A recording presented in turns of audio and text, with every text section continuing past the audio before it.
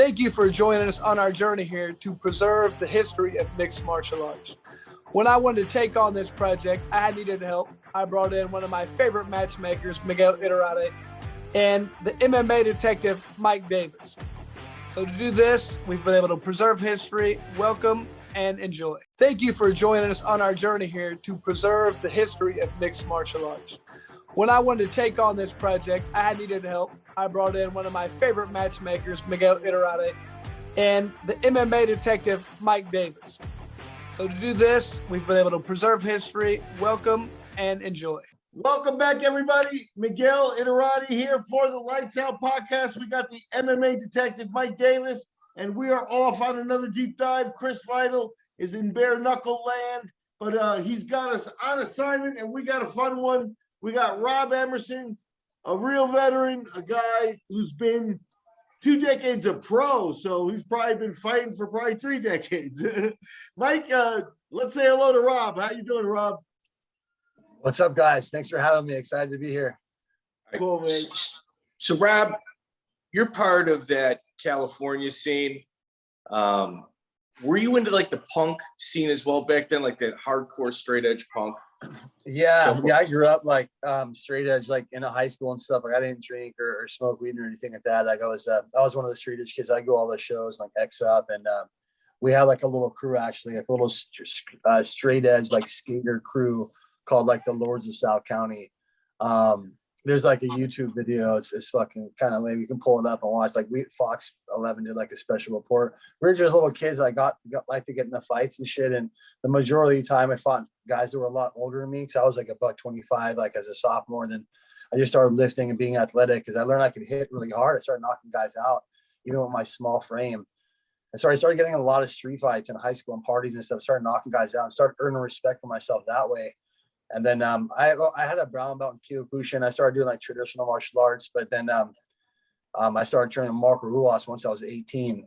And man, I just been in love with the sport ever since. Yeah, crazy. And then, okay, let's rewind just a little bit. So you grew up, you really enjoyed street fighting. Am I correct?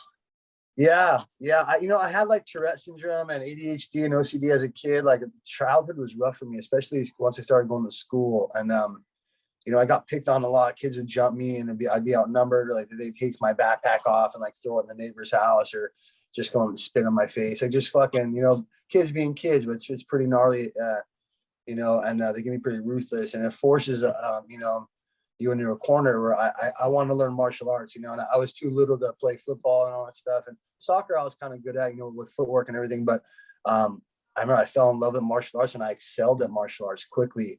And I found my my passion with that. And I did Kyokushin. This is a hardcore Japanese style, from the time I was about 10 or 11 to like 16. And that's like GSP got a black belt in Kyokushin. A lot of K1 fighters come from Kyokushin.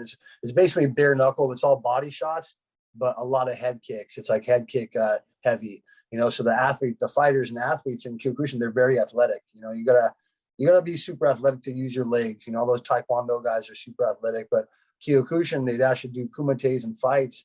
Most of the guys got knocked out because it was a lot of spinning back kicks to the body and a lot of head kicks. You can even grab the gi and head kick from super close. Like it's a pretty gnarly style. And shortly after that, I started training with Marco Ruas. Well, I got a couple more questions about that Southern California scene. So you're part of a straight edge gang. You guys became pretty notorious. There's a YouTube video. And let's talk about the gang like itself, the Lords. Ian McCall was a part of it. Eric Apple, both of them had talked about it. Was it Micah Katz is the guy that kind of made you guys famous with the news? He was just a face, and I think what made us famous is not famous, but just they made it such a big deal in the area. Notorious. Laguna Niguel was like upper middle class, like white suburb area. Had we been in like LA County or even Santa Ana, they wouldn't even fucking bat an eye because we were, and it was crazy. What it was the high school being a big enough complaint, and like certain people that had enough pull in Orange County made a lot of complaints. The high school was a big part of it.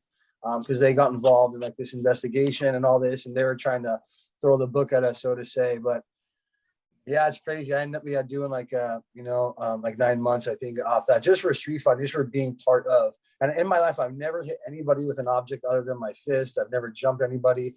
I've gotten jumped multiple times. I've had multiple bottles broken on my head, skateboards. Like and I've never been fucking dropped or knocked out. Like I'm good with it. I'm fine, but I would never do it to someone else. I don't need to. To me, that's a coward move. Like I'm all about fucking challenges. And that's why I'm down to fucking fight multiple guys or big guys. Like, yeah, I don't know. I've always had that David versus Goliath, like passion ever since I was a little kid, and it's why I still get like high off, doing the bare knuckle thing now. And I'm like super passionate about that. And I think it's true to form as far as spark goes. And for me, fuck, man, it's a high, like nothing else. It's like a fine wine, you know what I mean? And fuck, I love it. It's cool to see the sport come back full circle and go bare knuckle MMA like Gamebred's doing, because I was the first American to get a black belt from Marco Ruas, and the style was called Vale Tudo, right? So before it was called MMA, the sport was called Vale Tudo, which is a Portuguese phrase meaning no holds barred or anything goes. So the fucking sport comes from bare knuckle, headbutt, soccer stomps, a very violent beginning, So you got your black belt under Marco Ruas, and you had talked about there was a news video on YouTube. I think you get unfairly criticized for that, because you're on that video saying, hey, I made a mistake. I was involved in some stupid stuff. It's not worth it. I wish I wouldn't have done it, to where nobody else took that route. Yeah. But you're unfairly criticized for doing that. Like, everybody makes mistakes in their life. Yeah. You're the one at a very early age to admit it. Yeah. And even at that fight, if they watched the footage all the way through, you're saying stop. I got out of the car and stopped the fight. Who knows what kind of damage had that guy continued beating, or had that kid got kicked in the head. Maybe I would be still sitting for be parting with attempted murder thing. You know what I mean? Like with the way laws are. Like, I was going to break up that fight, but people want to take a little bit of knowledge, and they want to hate. People are still hating and talking shit on the internet today, and it's just people that whatever. Like I used to pay so much attention to it. Now it's like I literally pay no attention, but it did bother me for a while, especially back when I did the Ultimate Fighter and all the hatred and shit that was coming out and all that stuff. And fuck, it's just something you learn with age, and wisdom, just like no mind, no matter. And Right. So you started the conversation with that you had some disabilities growing up, one of them being Tourette's. How have you dealt with that? Fascinating, actually. The last 10 years or so, 7 years, diligently, I've been studying our mental capabilities, human potential, and along the lines of alchemy and hermetic arts and all this. And I'm fascinated, and we can talk a little bit about that tonight. But my first experience with the mind, the power of the mind, happened when I was a freshman. I was about 13, 14 years old. And crazy, I had Tourette's. If I were to show you a video of my childhood, I clicked and twitched and did all this crazy shit, almost unrecognizable. I had full-blown Tourette's. I was on every medication under the sun. We went to Tourette's meetings every month, because the doctors really didn't know what to do with it. Tourette's was a neurological disorder that affects your musculatory system, right? And so I ditched school a lot. My parents would drop me off at school, and I would go run to my friend Brennan McCambridge's house and go play video games, usually until school almost got out. And then I would go home like I went to school, just because I didn't feel like getting picked on that day or getting spat on or humiliated, And but that particular day, I decided to go to class, and I went there. I remember, I'll never forget it. My psychology teacher, Mr. Gunderson, and that day he was teaching mental disorders, and how most mental disorders, regardless of the diagnosis, they you can mentally break them. He said, if you can think of them like a knot, like one of those big ropes that ties a ship to the dock, and if you can mentally, intentfully picture the mental disorder representing that knot, and if you can focus on yourself untying that knot, he said most mental disorders will dissipate and never come back, and if they do, they're severely diminished.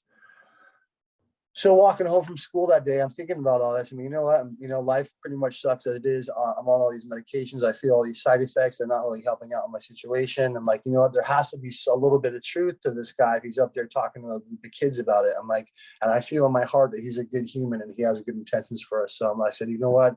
I'm going to try this thing out. And what it was essentially was meditation, right? He couldn't just say the word meditation because of the school's curriculum. And but I went home that day, and I usually just grab I throw my books on the ground. I usually grab a fucking bowl of Fruity Pebbles and watch like Home Improvement or some shit. But I walked home that day. I threw my book bags down. I didn't touch the TV controller. I said, you know what? There has to be some truth to this. And I closed my eyes, and for the first time in my life, I meditated, right?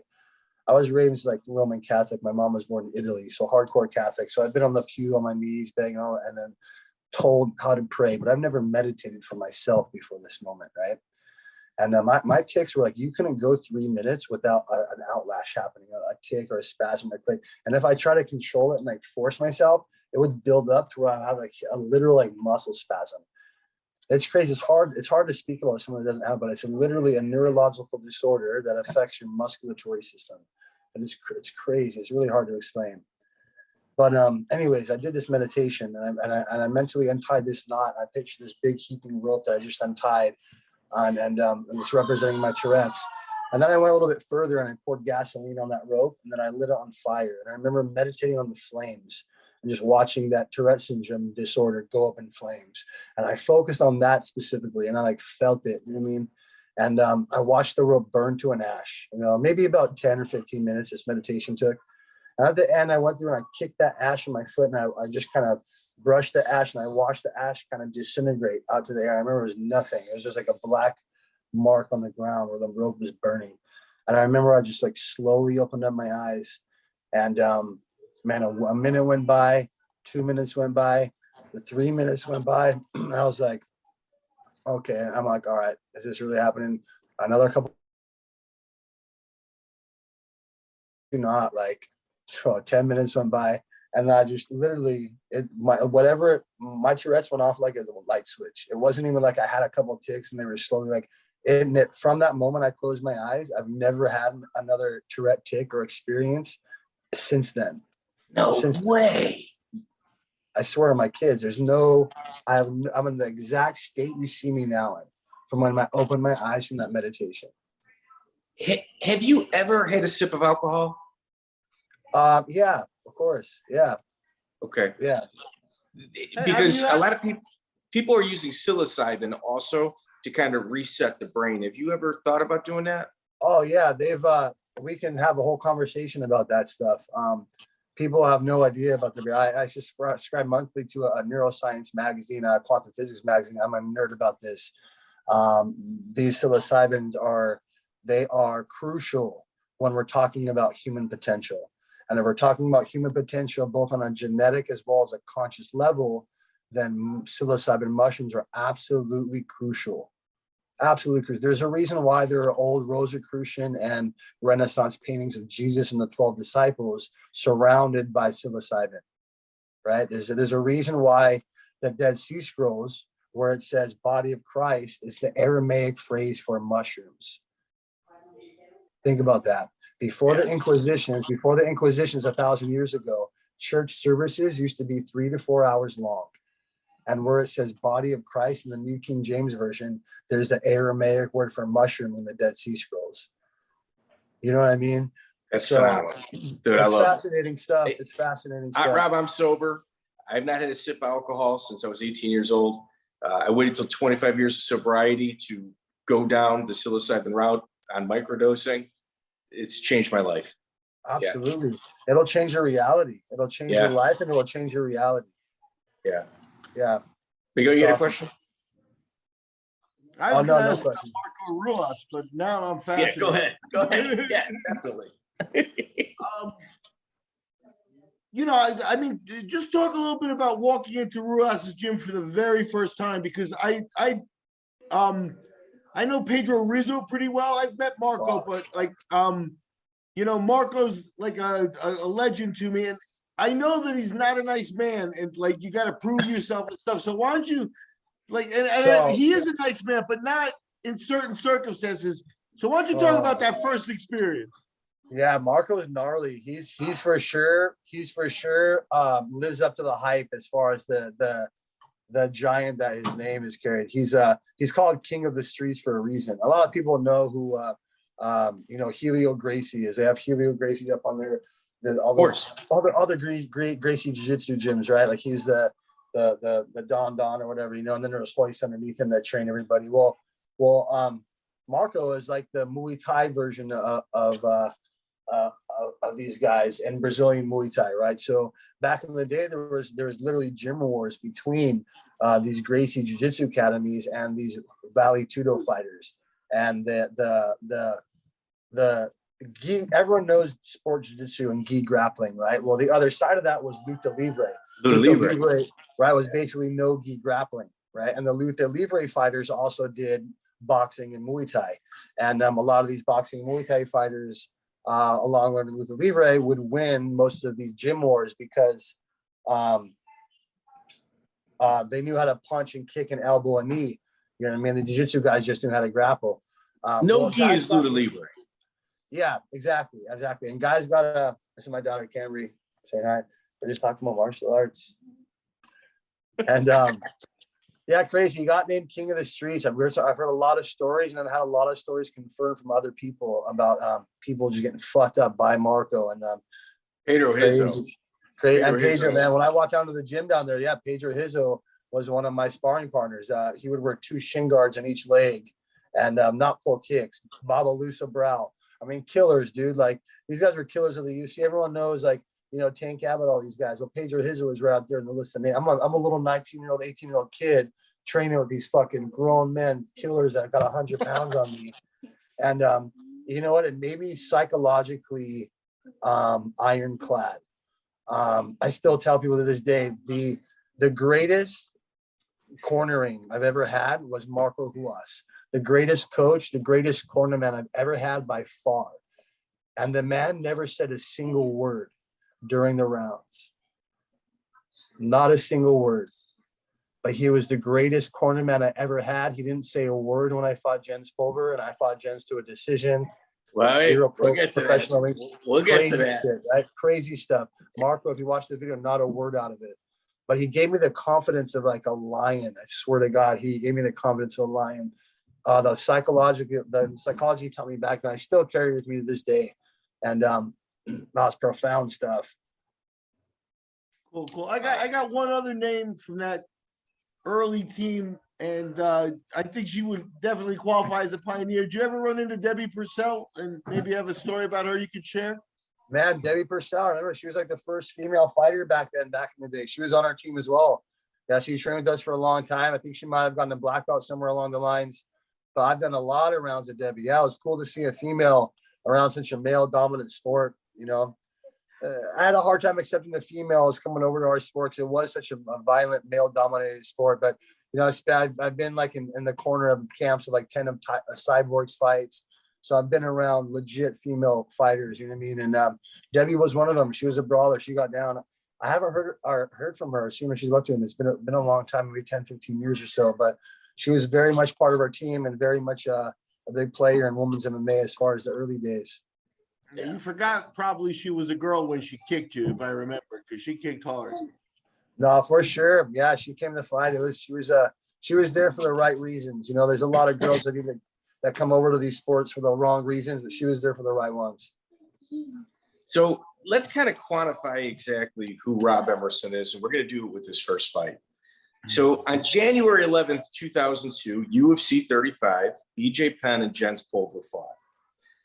Jens Pulver pulls off an upset nobody thought he would win, wins the inaugural 155-pound title. His manager, Monty Cox, who we've interviewed and told us the story, said, all we want is what Jens earned, or what BJ earned fighting Jens. Just give us 9,000, which was more than, you know, what Jens had made. Just give us what he got and we'll resign with you. You got to know a pissing contest. Jens leaves with the 155-pound belt. And then on June 29th, 2002, there's an event called Ultimate Wrestling in Minnesota. And Jens Pulver fights this guy, Rob Emerson. It's Rob's first fight ever. That's right. Crazy. Talk about, so this is like a big law of attraction moment, especially for me, you know what I mean? So it's crazy. It's a big law of attraction moment for me because that whole Lord's thing that happened, I had to do that 9 months in there, right? And so I think I had my 20th birthday while I was in there. And when I got out, it's crazy. So yeah, I watched the BJ Penn fight. I watched Jens beat him. I said, wow, no way. There's a lightweight division in the UFC, because before that, I was just welterweight and above, Robbie Lawler and all these guys, all these welterweights, Matt Hughes. There was no 55-pound division until that fight. And so I said, oh, wow, cool. Lightweight guys can be UFC fighters. Great. This is what I want to do. And then I got locked up about a week or two after that. I remember I did one little closed-fisted, amateur bout over at the Lions Den, Ken Shamrock's Lions Den in San Diego. I remember I weighed $149 that day, soaking wet. My opponent was 183, but I beat him. I fought him, I think 3-5 in a round or something. But I beat him unanimous decision. And Terry Treblecock was there, the manager, promoter for King of the Cage, and some other guys are there. And then I remember I had to go turn myself in 7 days later. But then I'm ordering all these martial arts magazines while I was locked up, grappling magazines, Full Contact Fighter was a newspaper form, and Black Belt. And Jens was on the cover of all these magazines with the UFC belt, right? And then Sports Illustrated did their first ever UFC ad. And I remember it was with Carmen Electra, and then Randy Couture, Jens Pulver, Pedro Hizzle was also on that ad. I think Chuck Liddell. But it was all the lightweight. It was all the champions of the UFC, and then Carmen Electra. And it was on the back page of the Sports Illustrated. I still have that Sports Illustrated saved from 20 years ago. And then I also have the Sports Illustrated saved where it was Roger Berger on the cover. So from the time the UFC, the first print was on the back page to the front page. I have those two Sports Illustrated saved, just from a fan's perspective. It's kind of cool. But anyways, so here I'm getting all these magazines of Jens. And I'm opening up this posters of him on the inside. So I'm taking my toothpaste and I'm putting posters of Jens up above my bunk. So he's the last face I see before I go to bed, and the first face I see when I wake up, right? And I'm in there to kind of train and hit mitts and stuff and kind of doing pull-ups and just kind of, it was crazy. I became the shot caller of that place when I was 19, ridiculous. I had no business, but it was crazy. One of the cops actually went to one of my Pancrase fights, and I knocked out 4 guys in Pancrase. He went to one of them and he seen me fight. So they kind of took care of me or whatever while I was in there. But I did my time. I got out on Christmas Eve. And I remember I got out Christmas Eve, and 3 weeks after getting out, I started slowly training back at Marco's gym and everything. I got offered the fight. They're like, hey, we got an offer. How did you feel about fighting Jens Lethal Pulver? I remember them asking me like it was yesterday. And I didn't skip a beat. I said, absolutely. I said, absolutely. They're fuck everything. They said, they said, that's what we thought you say. I said, fuck yeah, let's go. And I just thought, how much did they pay? Wow, they surprised me with it. They surprised me with it. And I just said, fuck yeah, let's go. How much was the prize purse for that? How much did I get for that? Yeah. Bro, I got fucking $600 for that fight. Okay. So ladies and gentlemen, half of that money I had to give to Brad Kohler back so he didn't arrest my best friend. That was I guess thrown out by security because Jens pulled me into the ring and he got upset, whatever. But yeah, so I got $300 literally to fight Jens Pulver after he beat BJ for the title, So let's talk about this fight. I was there for this. I was either with my brother or with a buddy. I can't remember. Brad Kohler. So Jens Pulver's 12-2-1, and the UFC 155-pound champion. Rob Emerson's had 3 Pancrase fights, 1 illegal fight at Lions Den. Comes in and he fights Jens to a decision. Do you remember? You got dropped a couple times, but Jens had a lot of trouble with you and he could not finish you. Yeah. So I remember I got jumped one time on my back, and he kind of pulled me in and hit me. But going into that fight, I separated my AC joint as soon as I started camp. My arm was literally in a sling. I remember until 5 days before that fight, my arm was in a sling and I had it taped. So I didn't hit pads, I didn't lift weights, and I didn't spar for that entire camp. And I still fought that motherfucker to a decision. Literally. Do you remember the audience? Huh? Remember the audience? Oh yeah, it was crazy. I remember how humid it was. I remember how fucking humid it was. But I kept landing kicks. All I could practice because I was fucking.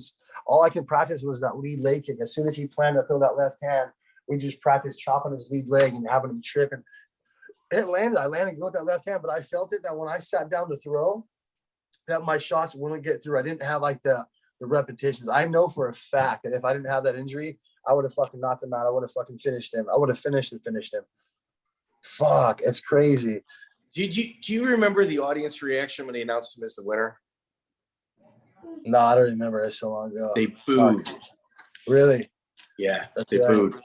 Yeah. Dang. So we had this kid from Southern California, skater dude, come in to the Midwest. You know, this is kind of Miguel's from the East Coast, but we accept him as one of us. Comes into the Midwest and like takes Chen's Pulver to a decision. Like it was shocking. It was shocking. Where were you mentally going into this? You know what? It was a mental hurdle I had to also manage at a very young age. So they gave us a warm-up room that's about like the size of this room here in this little Airbnb I'm staying at right out here in Massachusetts. It's about literally this big. So I got my corner right here chilling. And then I got over there in that corner. I literally got fucking Jen's pacing back and forth with headphones, just pacing, fucking ready, warming up to kick my ass. With fucking, I think it was Matt Hughes and Robbie Lawler were in his corner, if I remember correctly. I think Jeremy Horn was there too. Jeremy Horn, fucking A, dude. So I know who these guys are. I'm a fan of the sport, actually, but Jeremy Horn, Robbie Lawler, Matt Hughes, and fucking fighting Jens. Like, think about this, dude. You know what I mean? Like, I brought my best friend, like my fucking, you know what I mean? Like Marco, like crazy shit. Like, so it was talk about, like I said, something very special takes place in the human being in our sport. So the reason why I have this tattoo on my head. So this man is the only undefeated gladiator champion of ancient Rome, right? He earned his freedom in the process by never dying in the Colosseum. Something special takes place in the human genome when we're put in a position or fight or flight and we fucking sack up and we respond with courage instead of fear. And so I fucking learned then about how to man the fuck up. And, you know, I think doing that time as a young kid, you know, and then being 19 and in a fucking, you know, jail and doing not 9 months of that in with these other men, I had to learn psychologically how to grow up as well. I think it also helped me manage the nerves that I dealt with when I got out, you know, fighting Jens. So at the after party, your friend actually got into an argument with Matt Hughes. Oh shit, is that what happened? It was Matt Hughes and Brad Kohler. Yeah. What the fuck? That's what happened. Yeah. And then he that's got why arrested. I took $300 from you. Fuck, that's what happened. Yeah, that I hate to say it, but that could be a Brad Kohler setup. You know what I mean? It's like, hey, I need to get $300 back out of him because 600 sounds like a lot to get out of Brad. Did you even weigh in? I don't know, bro. I don't even remember now. I remember how humid it was in that fucking building. Oh, the tarp, the canvas was like plastic. It was like tarp you would like use to like cover shit with, and it was sweaty, so it was like literally slippering. It was crazy. So Brad Kohler is the famous promoter for multiple reasons, but he was the guy that didn't want to pay anybody, so he faked a heart attack and had his own ambulance and EMTs take him out to kind of drop him off at the hospital, so he could leave with the cash. So, like when you said that's one of the specific reasons I asked for your purse, and in true Brad Kohler fashion, he got half of it back out of you. That's good. He didn't let us down. Didn't let us down. Unreal. Yeah. So you can tell, like, the thing, Marco Ruas, in my opinion, is kind of like the Brazilian version of Mark Coleman. Like, they don't ever ask you to do something that they wouldn't do themselves, but the things that they would do themselves are so batshit crazy that no one in the world or their right mind should do them. And they just look at you like, why wouldn't you do it? Like, it's a different type of human being. And you can tell by your next fight, you fought a 6-0-1 Jamal Perkins at King of the Cage, December 7th, 2002. He's from the 808 Fight Factory. And Miguel, this guy knocked out J.R. Palmer on 2 occasions. Yeah, Hawaiian. That's your second fight, dude. Fuck, I know. I almost knocked Jamal out too. Fuck, I hit him with a spinning back fist, and he dropped. I almost ran. I was gonna do a jump knee. I think they have that fight on Fight Pass. They have all my old King of the Cage fights on Fight Pass, actually. Yeah, I couldn't find that one. I tried. I only saw one. It wasn't that. Crazy.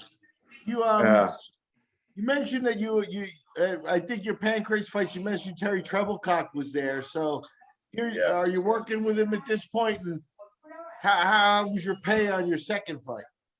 Fuck, was that King of the Cage? I'm not sure. I don't remember what the King of the Cage. I don't think King of the Cage sales were like ticket sales.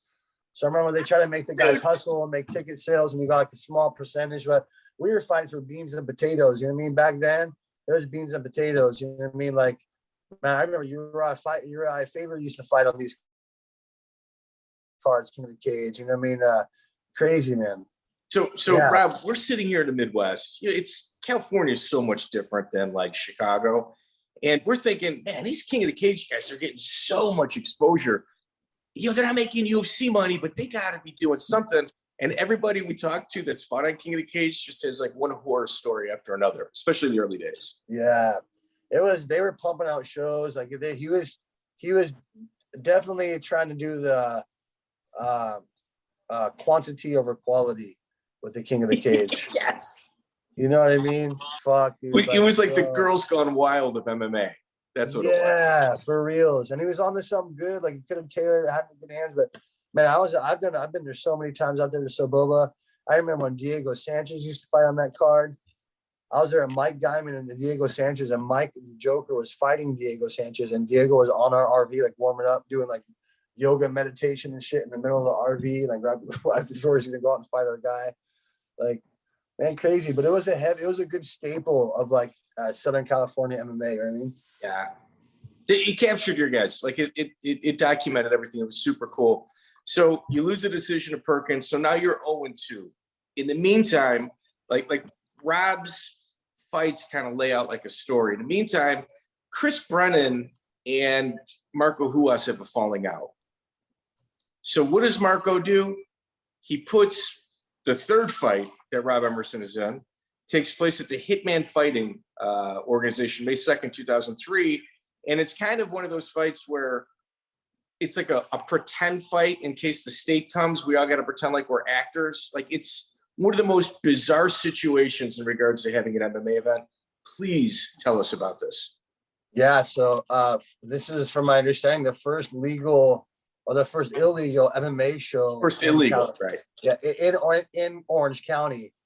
Because they had to have it set up contract-wise that was looking like an exhibition, right? And they figured that in the fight that Chris Brennan was going to take me down and submit me.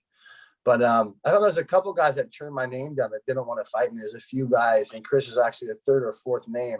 And that was a big card. If I remember, like Babalu fought on that card. Yeah. Chael Sonnen. Yeah, man, shit, big card. And yeah, that was one of my favorite fights. I remember we did like a catchweight at 165, I think. And man, Chris threw in the towel. I remember he didn't come out for that second bell, the second round. And then his corner later told me that he went back out there at the end of the first round. And he was like, hey, throw the towel in. I don't want to go back out there and get knocked out. Like straight up, just like. Yeah, Jeremy Williams was in his corner. Jeremy Williams, he's only told me that. We were all good friends, man. Big, Southern California, family. But man, so crazy. we had Brennan on, and in essence, he said, I didn't take it serious. I knew he was a tough guy. He's like, Marco and I were having some issues at the time, and I couldn't give Marco the satisfaction. He's like, I bitched out. He's like, I didn't go out. I should have went out. He's like, he called himself a bitch for that. That's what he did. Yeah, he manned up. I'm surprised he manned up. Good on him. Good for him. I mean, it is what it is. You're not going to be proud of every moment. It is what it is. Sure. For sure. Heck yeah. I know. So the Chris Brennan was a huge fight. Would you not agree? Yeah, it was a big fight. He was a big name back then. He was the King of the Cage champ and everything. And yeah, for the beginning of the sport, for pioneering the sport, especially in Southern California, Chris Brennan was a staple name for sure. Did you have any additional pressure because of him and Marco's kind of falling out? Yeah, Marco made me so confident though that I was going to beat him, and then we actually had a sparring match one time where I kind of cracked him, and Chris fell over the thing, and then he kind of got up and got heated or whatever, and then we actually ended up grappling, and like we snatched each other's legs up, and we were like gonna crank each other's legs and shit, and like ankle hooks, and he's like, "You want to fucking go outside?" And let's go fucking outside, and it got kind of personal like that. But I knew like I already cracked his ass. I'm like, fuck, I just gotta crack my little gloves and he can do shit. And yeah, I don't know. I was confident in my anti-jiu-jitsu and my anti-rest and my anti-jiu-jitsu basically, and my power. I knew that trumped his jiu-jitsu game, and I knew he wasn't gonna fuck with me on the feet. So I knew I was gonna get a TKO or knockout. I didn't expect him to throw the towel in. How was dealing with Tito Ortiz and Paul Herrera as promoters? They were all right. They were all right as promoters. I know I've heard some, different things about Paul Herrera and these guys in the past, but I know Tito for a long time. And I was actually helping him run his gym back in Huntington Beach too, before I came out to Arizona. A huge name for Southern California MMA. And yeah, it's cool. A lot of these guys, Southern California had a big part in playing for the sport and where it's at now, So with Chris Brennan, prior to this, did you fight in an illegal fight in Wilmington against a Gokar guy? Yeah, shit. Yeah, Gokar. Yeah, that's right. I remember that. Wilmington. Yeah, San Pedro. Yeah. Chris cornered you? Yeah, it was called like Caged Combat or some shit. Or like, Caged Combat with a K. But yeah, I knocked that guy out, I think. How were these illegal fights being held? Was it just like on gym, like in gyms on mats? This is some abandoned boxing gym. Yeah, up in San Pedro. It was like a fucking movie, dude. It was like some abandoned fucking boxing gym, like on the fucking docks of San Pedro, like crates and cranes going. It was like a fucking Ninja Turtle movie. I swear, guys, it was a trip. Yeah. What was the prize money for this at that time? Oh, no money. There's no money. There's zero money. No, there's zero money. You just show up. Was it a little dangerous in the audience? With the rifle. There's fucking broken glass on the ground. The cage was literally a metal construction fence. There is no like plastic, like a dog kennel, like rubber coating. How there's on the fence now. Like it was a metal construction fence. That's crazy. Fuck. Yeah, the people here. I remember the first one I went to. The first one to go watch. I was in high school. I remember to go watch this older guy named Bao Quach, who was on Kimoyama for a long time, and he was fighting. And we're, hey, you guys want to go watch this fucking illegal cage fight up in LA? So yeah, let's go check it out. And we went to literally go watch. And I remember watching it, and I had a fucking Corona. I remember I had a Corona in one hand, a pack of donuts in the other hand from a liquor store across the street.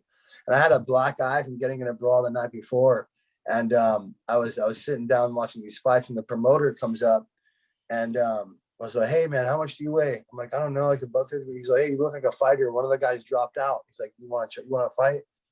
And I was like, "What?" And my friends were like, "Fucking do it. You have nothing else to lose. Go in there and fucking." That was the fight I think Chris cornered me on, because I had no fighting experience. And I literally went in there, and I fucking knocked the guy out in the first round. Yeah. Fuck yeah, that's right. Because Chris was in my corner. Holy shit, that was that fight. He was from go-karts. Yeah, purple belts and shit. So, like at these jiu-jitsu tournaments at this time, were there almost riots taking place at them? Was there any fights? We've heard stories in regards to just the jiu-jitsu scene there. Yeah, I think people get pretty competitive. Like as far as like any combat sports, people are gonna obviously there's ego involved, right? Right. So, was there a gang called the Jits Gang? Bro, I don't fucking know. I've never heard of that. Like, from my experience, like most guys that are just based, listen, it takes a special fucking psychology to learn how to trade punches and learn how to deal with the stress of getting punched with fucking bare knuckles. Like, bare knuckles can fucking split skin, it can break orbitals, it can knock teeth out. It's like getting hit with a little fucking mace. You know what I mean? Like when I fight, those are my intentions. My fists are fucking mace, and they're gonna cave your skull, and they're gonna knock your fucking teeth out. They're gonna split your head open. They're gonna break your nose. Malice fucking. And I don't know if jiu-jitsu guys are programmed and how the psychology of that, if it comes to like street fighting. I've never heard of anything like that. I don't know. I think guys have too much respect. Like, know that other people train too. And is that a thing? I don't know. I never heard of the Jits gang. Okay. Yeah, we've had a few people on here that said that there was almost riots that took place. And it was usually like Gracie versus the highest stand guys, the Joker people. So I wasn't sure if you'd seen that. I didn't participate in like a lot of the jiu-jitsu competitions. I've only been to so many. So I can't say. I did go to the more kickboxing circuits and all those shows and Muay Thai shows back then and everything. So okay. Well, your next fight is against this is Marco Ruas. And I hope you don't take this the right way, but I'm not sure Marco's a really good manager. I think he's a very brave manager, but it doesn't really make him a good manager, because your next fight's against you. Now you're 1-2 at this point against a world champion and a guy that's got six wins, no losses. Well, you know what? And you beat Chris Brennan, which is an absolute just feather in the cap. But your next bout's against Javier Showtime Vasquez, who's 9-2. That's got a win over Romina Sato, who is arguably the best in the world at 155 at this time. Yeah.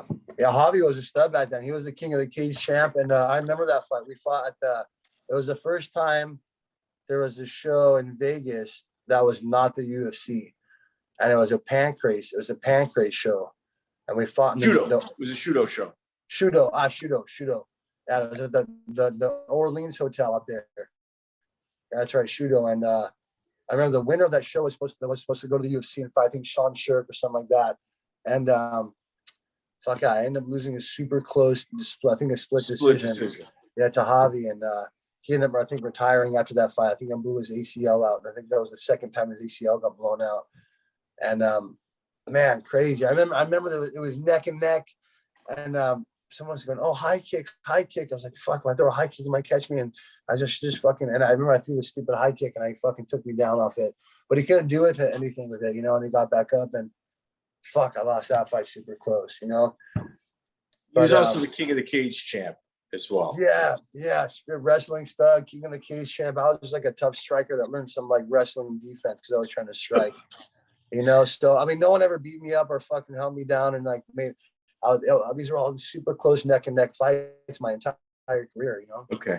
So Rob Emerson, for everybody at home keeping score, is now 1-4. It now gets worse. if that's even possible. So April 18th, 2004, he flies all the way to Japan, hometown, and you fight Mishima, who's 15-3-2 out of Cobra Kai, Japan. And keep in mind, 15-3-2 Japan is insane. A 500 record in Japan, you're very good. 15-3-2, you're special. Fuck, Mishima. That was for the Deep, I think the World Championship of Deep, which is the sister company or sister promotion of Pride back then. Right. And I think I took that fight on like 8 days notice or something ridiculous. I remember how tired I got in that fight. Close fight though too. I almost fucking knocked that motherfucker. I caught him a couple of combos. Man, fuck, dude, that was a good fight. I guaranteed if I had a full camp, I would have took that motherfucker out. Again, I remember for sure it was less than 2 weeks. I think it was 8 or 10 days notice. And fuck. That was the jet lag. It was nuts. I remember I made weight, and then I remember walking home from weigh-ins. There was a Domino's, and I ate a full fucking large pizza. I remember fucking throwing up, having the shits all night, like super dehydrated the next day, like just the worst physical experience. But still fought that motherfucker to a decision. He was all fucked up after. He couldn't even talk. Like, man. Eric Apple was out there with me for that. That's right. Holy shit. It was in Osaka or somewhere. Where was it? I don't have it. I don't have that. Wow. Dude. So, in essence, it's your second. One more time, Miguel. Yeah, Umeda Stella Hall in Osaka. Oh, that's right. Fuck Umeda. So you fly to Tokyo, you got to take the bullet train, if I'm not mistaken, right? Yeah, that's right. I remember Osaka was rad back then. It was had all these castles and shit everywhere. Because, you saw these castles while you're on the train. That's right. So why would you eat at Domino's when you've got sushi there? I mean, it's dude, I was like such a picky eater back then, and like there was I remember it was late at night. There's not very many options, and I remember there's a Domino's literally like walking to the hotel. I remember just thinking, oh, fucking pizza, there's carbs. You know, like I wasn't a nutritionist, dude. That's the kind of guy I was. I was fucking drink beers, like eat pizza, like, and I was tough enough to go fucking fight with these monsters without even respecting my body, like, and shit. You know what I mean? Like, fuck, I wish I had like the knowledge that I have now. I wish I had it back then. But so you're learning on the fly. You're learning on the fly at a high level, though. It's gonna pay off. Fuck yeah. The human being is resilient. You know what I mean? The human being is fucking fascinating. You put us in water, we're gonna fucking swim, not sink. You know what I mean? That's what I love about these sports, man. That's what I love about martial arts. Is hold each individual is held accountable. You know what I mean? To be the best version of himself. That's what I love about Jared Cannonier, man, and working with him is he totally gets that. It's you versus you out there. You know what I mean? The opponent doesn't. He's a ghost. They don't. The name doesn't matter. It's a fucking shell. It's a husk. It's you versus you out there when you show up. You know what I mean? And for my personal MMA path and journey has been, I wouldn't trade it for anything. It's priceless to me. And man, that's crazy. Good for you. You should be. You deserve to be proud. Mike, I want to tease you a little bit. It's Dakan Janasuke Mishima. Just FYI. Oh yeah. Dakan Junior. Yeah, I said it. If you want to try it at some point. It's not happening. Yeah. So after you get back from Japan, first off, how was your experience, fans? Because you had a hell of a fight. I know you made a really good impression there. Yeah, it was awesome. I remember I came back there, fought for a Pancrase, I think, again, and I think I had 2 wins, 2 losses in Japan, or maybe 3 wins and 1 loss. But yeah, I loved it every time. I was a martial arts nerd, so I was just geeked out on getting, you know, paid to go fly out and fight in Japan. It was just I was geeking out on that alone, so it was cool. Well, Miguel, we're going to look at the stark contrast of Japan as compared to Total Combat May 30, 2004 in Tijuana, Mexico. Holy shit. Where you finally got a decent fight. Wow. You're probably the toughest 1-in-5 guy in the entire world. I would even say, like, in terms of 1-in-5 rankings, I think you've clearly got the number 1 spot permanently. Your next fight is against Justin Berkley, who looks physical. You know, on paper he's 1-1, but I think he's got 4 or 5 fights. At least that's what I could find. Yeah, he was tough. He was scrappy. I remember he came to fight, which was I remember I had him out and trying to put him away at punches, and I remember I was pissed off I couldn't knock him out. So I was just getting too spastic, but I remember I calmed down and choked him. But yeah, I was the first guy where it wasn't like a world beater, a world champion, or some collegiate fucking, you know, whatever. So yeah, it was cool. And whenever I fought guys like that, or it was like more evenly matched, if they matched me up with guys like numbers wise, I slept all those guys. Like, fuck, if you guys have knocked out, they didn't wake up at all for a long time. And so I knew I had power. I knew if guys are just trading, I can land my fucking shots, the guys are going to drop. You know, because other guys do that too, especially when we fought, like, and they would block or parry or check. They would feel my power and shins, and they would try to, you know, wrestle fuck me and try to, stall it out. And, you know, fuck, dude, I was big on that, man. I hated guys when they try to do that. I was ready to go down to fucking blaze of glory. You know, I love that, like, you know, fucking fight or die mentality, you know, like kill or be killed. Well, you went into the second round with him, and I haven't seen the fight, but did you have to adjust to the level because where you've been fighting is so high, and now you had to kind of almost tune it down a little bit in order to kind of catch your timing? Yeah. There was an element of that for sure. That's interesting you brought that up. That's exactly what it was. It was like I was better than that guy. I was better than that arena. I was like better than like all the talent on the card. I felt like, especially after experiencing all the world-class talent that I had previously, it was for sure like a dumbing down. And that's, I mean, he was kind of wild and crazy. And that's why I just didn't want to make any mistakes. I actually was more nervous about fighting that because I couldn't lose to a guy that I was not supposed to lose to, you know? So. Well, your next fight's against JC Plenty of Skills, Joe Camacho, King of the Cage, September 24th, 2004. Joe is kind of one of those footnotes from the California scene that, you know, we try to remember. Yeah, he was a name in the King of the Cage circuit. He fought in a lot of cards back then. I think he was the King of the Cage champ at one point. Yeah. 55 or 45. But I remember he was tough. That was another. I think back then the fights were 2 rounds, 2 5-minute rounds, maybe 3. But yeah, he was super tough. Another good jiu-jitsu black belt. I remember I landed a couple of knees. He was super tough. A lot of those guys came forward punching, their hands would drop, you know, and I try to rely on that when I try to catch these guys. But man, Joe was cool. I mean, yeah, he was tough. Yeah, he opened up his jiu-jitsu school, Camacho BJJ, died of a heart attack at 41. Definitely a staple from that California scene. Right. He was a little bit older than me. November 14, 2004, King of the Cage, Randy Velarde from Millennia MMA. I think he doesn't get enough credit for his durability. Yeah, Randy Velarde was tough as heck, man. I remember he was tough. He was durable. He was another just tough little Southern California wrestler. Just, you know, went out there and brawled. Again, he fought in the King of the Cage circuit a lot. Just a tough puncher and wrestler, you know. And he had some heavy hands too. I remember one of the fights. Yeah, there was like a sprawl or something. We were getting up off the ground, and like as I turned around, he like punched over my shoulder. Boom! And kind of hit my chin. I kind of dropped and got back up. That was one of the times I've ever been dropped.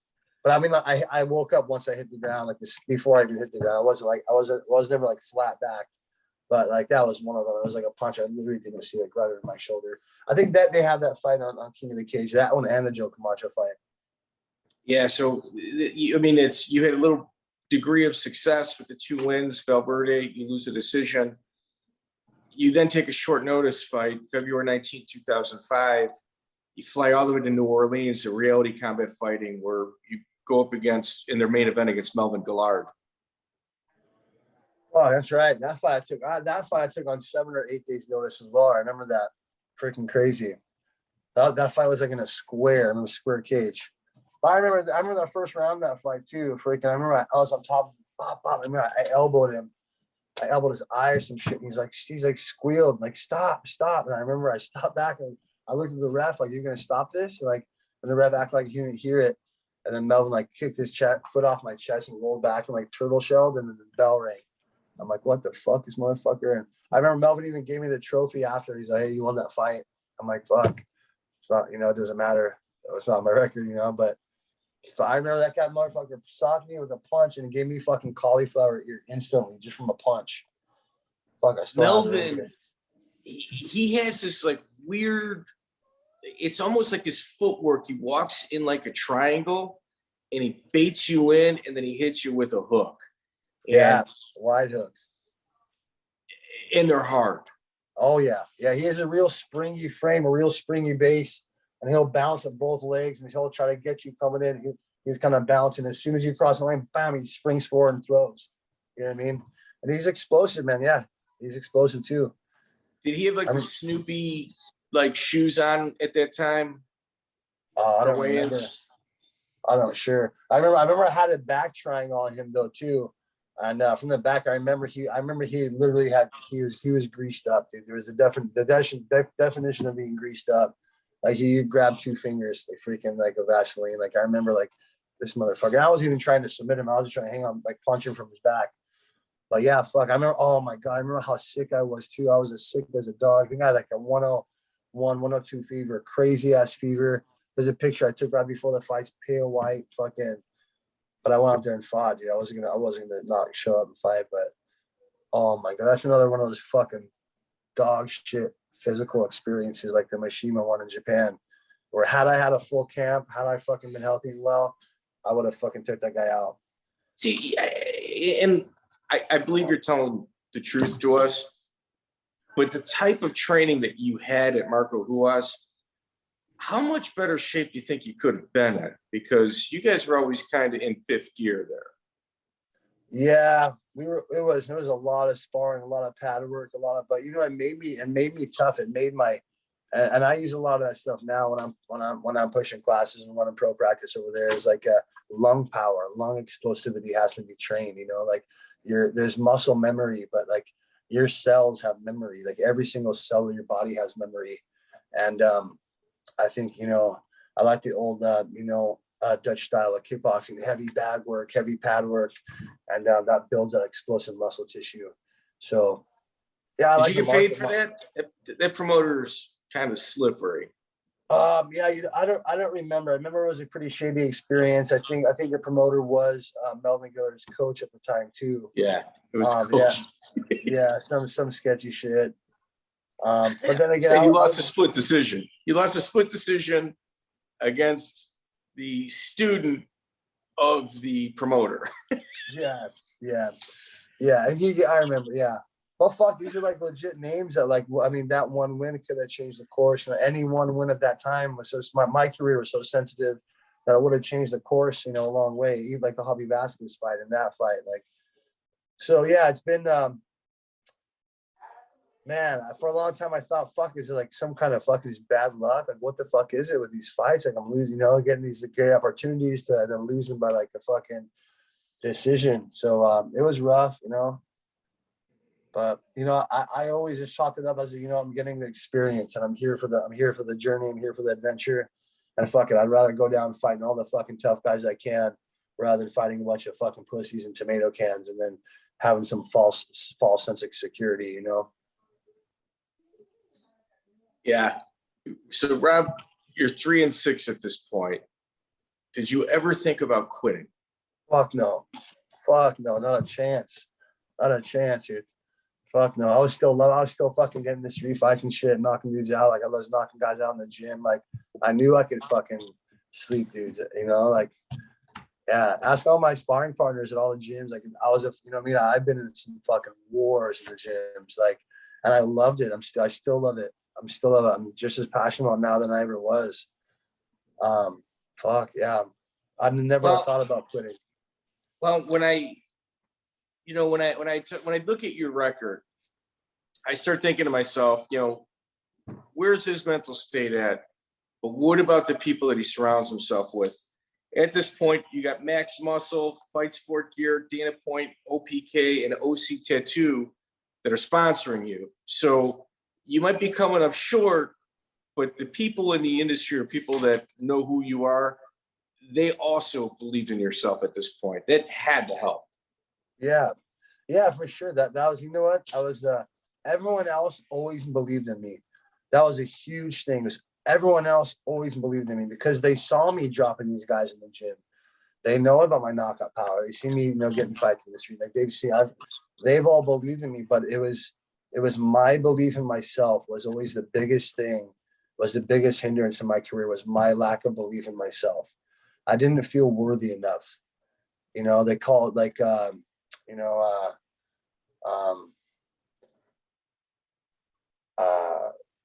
imposter syndrome, right? It's a psychological term for it. Like you get yourself in a position and you doubt why you're in that position. You know, like, how did I get here? I don't deserve to be here. I shouldn't be here. And a lot of that negative thinking, you know, as a kid and just growing up and even my career, and it came down to my fights, like, oh, don't pull the trigger on this combo, or don't shoot my right hand out because what if he blocks it or shoots underneath me? And oh shit, what if I throw that and it doesn't work and I get tired and I get knocked out in front of everybody? And what if? Well, what if is just a different face for fear. That's all that shit is, dude. What if, anxiety, that all that shit is just fear. You know what I mean? If you fucking knew like you knew that you were a fucking little demigod walking through this life and you could fucking never fail and every loss is a lesson, then fuck, you would walk through life a little bit more fucking lighthearted. You know what I mean? Like, hey, there's no wrong, there's no wrongs or losses here. It's all fucking experience. Like, let's go walk through that fire. You know, I wish I had that mindset now, to kind of burn the ships mentality, you know? And, well, you go back, well, you're in King of the Cage, once Julian Samaniego, Montezuma from the Damaged Fight team. You finally get a gift of an opponent. Yeah, that was not right. Fuck, that guy didn't wake up for a while. But that's the level. That's the kind of show King of the Cage was too. Holy shit! Yeah, I remember I knocked that guy out. He didn't get up for a long time. Were you a ticket seller? Yeah, I sold tickets. Yeah, people came out. I think I sold like roughly about 50 tickets or so. 50 to 100 every time I came out. That's decent, dude. That's decent. Yeah, for those shows, 50 to 100 was good. And it was cool. People turned out. Out back then, it was cool. UFC was the big shows, but they were only doing those like bi-monthly. They maybe had 6 shows a month. So real true fans, and most of the fans from Cebola were people that drove out from Southern California. So yeah. Did you ever have any dealings with Armando Garcia, the former California State Athletic Commissioner? I know that name. He's the one that used to shut everybody's shows down and disqualify people for paperwork. And yeah, you know what? I told that motherfucker. I fought on I think the second legal show ever in California was down in Del Mar Air Force Base, and it was the first legal show was a Strike Force show. I think the first legal show was Total Combat in San Diego. Was it Total Combat? Yeah. Oh, and then I think there was I think that was the show I fought. I fought this guy Jamie. What's his fucking name? Jamie something. He's out in Arizona now, actually. Jamie Schmidt. Yeah, Jamie Schmidt. March 11th, that's your next fight. Yeah, Jamie Schmidt. Yeah, I think that was this. I thought it was the second legal show at the time. Was it Total Combat? Well, what was the name of that promotion? It was Total Combat. March 11, 2006 was the first legal show in California. It was in San Diego. Eric Del Fiero, obviously the promoter. Yes. Dominic Cruz's head of Alliance. Dominic Cruz's coach, longtime coach. Right. That's right. Yeah, that's crazy. Yeah. So California State Athletic Commissioner, you had words with him. Yeah, that was that fucking show. That was that motherfucker, dude. Yeah. I think I hopped the fence or some shit. I hopped the fence and he's all something over. Hey, hop that fence again. I'm gonna fucking take something out of your purse or something. I'm gonna fine you. I'm like, where's the fine going to? He's like, a charity. I'm like, fuck, it's for a good cause. Take whatever you want. And he did. And he suspended my coach Colin was all pissed off and made me write a letter and shit, I think back, email, whatever. I think he fined me. I was the first fighter in California to ever get fined because it was the first legal show or whatever. But dude, that motherfucker guy, I remember I knocked out and he didn't get up for a while. I remember out backstage, he got up to you're talking about Jamie Schmidt.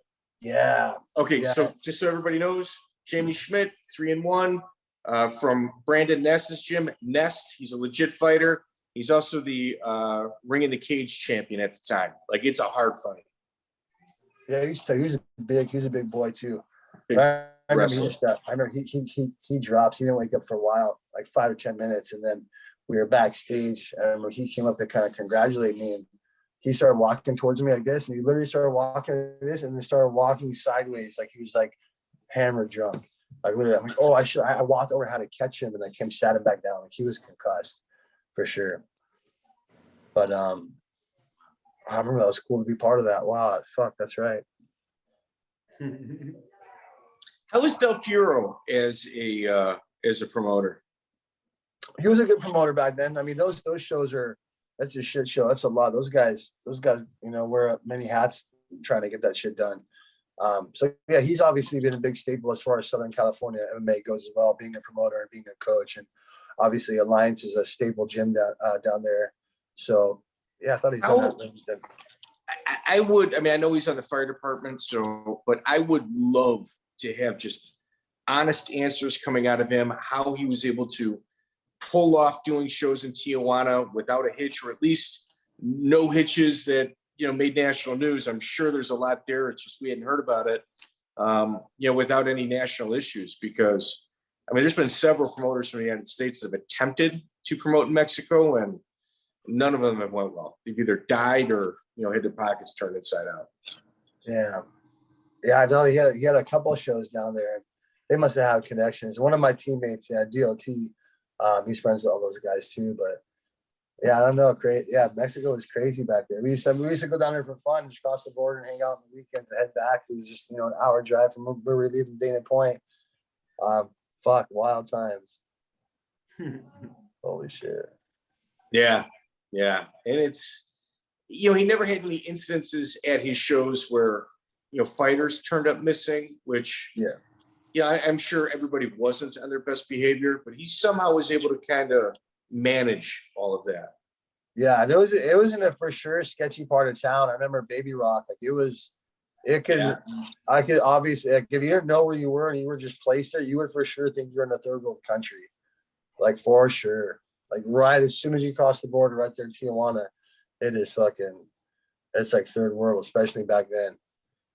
Well, you can, from San Diego, where Tijuana's at because you just see the cloud, like the pollution, just hanging over the city. Fuck, and just like favelas almost just all over the hill, like everywhere. Crazy.